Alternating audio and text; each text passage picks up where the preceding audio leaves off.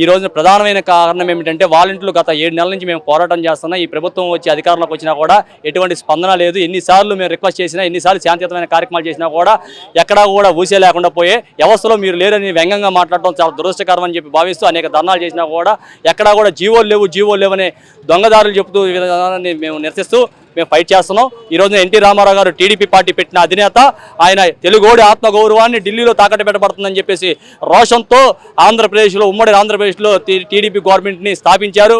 వాళ్ళ తిరిగి యువతరాన్ని తీసుకొచ్చి రాజకీయ చైతన్యం తీసుకొచ్చి రాజకీయంలో తీసుకొచ్చి ఎంతో మందికి రాజకీయ భిక్ష పెట్టిన వ్యక్తి టీడీపీ పార్టీ. ఆ మాటిస్తే నిలబెట్టుకునే పార్టీ అనే ఒక ముద్ర వేయగలిగారు. 2 రూపాయలకి పేదవాడు కిలో బియ్యాన్ని 2 రూపాయలకు అందించిన ఘనత ఎన్టీ రామారావు గారిది. మద్యపానం నిషేధిస్తానని మాట ఇచ్చి మాట నిలబెట్టుకోవడంలో ఎన్టీ రామారావు గారు నిలబెట్టుకున్నారు. అది టీడీపీ పార్టీ అనేది మాటిస్తే నిలబెట్టుకుంటామనే ఒక వాగ్దానం, టీడీపీకి ఉన్న హక్కు అది.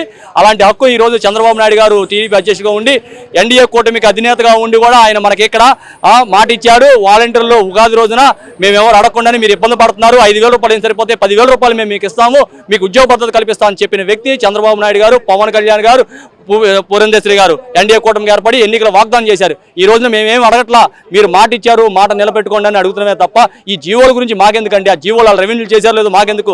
రెవెన్యూ చేయకపోతే మీరు జీవోలు పెట్టండి. మధ్యాహ్నానికి ఏ రకంగా మీరు జీవో తీసుకొచ్చి ప్రైవేట్ వ్యక్తులకు ఎలా అయితే ఇచ్చారో అలాగే జీవో తీసుకొచ్చి వాలంటీర్లకు న్యాయం చేయమని చెప్పేసి మీడియా రూపంలో మేము తెలియజేస్తున్నాం. ఈరోజు క్యాబినెట్ జరుగుతుంది, క్యాబినెట్లో మా ఊసే లేదు కాబట్టి ఈ రోజున ఎన్టీ రామారావు గారి విగ్రహానికి మేము దండేసి ఆయనకు వినతి పత్రం ఇచ్చి అయ్యా చంద్రబాబు నాయుడు గారు మనసు మార్చమని చెప్పేసి ఈ రోజున వినతి పత్రం వినతంగా తయారు చేయడం జరిగింది.